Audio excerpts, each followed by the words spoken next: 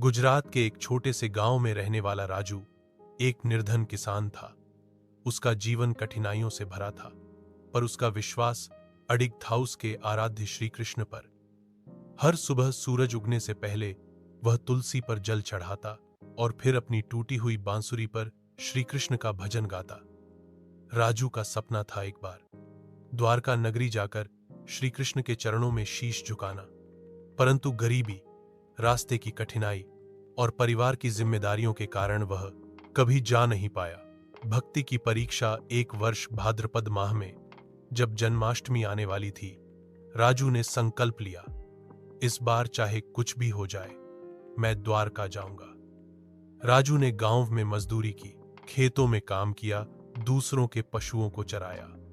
महीनों की मेहनत के बाद उसने कुछ पैसे जोड़े और नंगे पांव द्वारका की ओर चल पड़ा।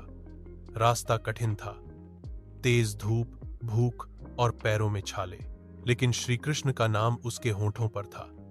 एक रात भूख से बेहोश होकर वह रास्ते में गिर गया। तभी एक चमत्कार हुआ। एक संत रूप में श्री कृष्ण प्रकट हुए। उन्होंने राजू को जल और फल दिए और कहा, वत्स, तेरी भक्ति ही तेरा बल है, उठ, द्वारका पास ही है। द्वारका पहुंचने का चमत्कार राजू जब अगली सुबह उठा तो खुद को द्वारकाधीश मंदिर के सामने पाया।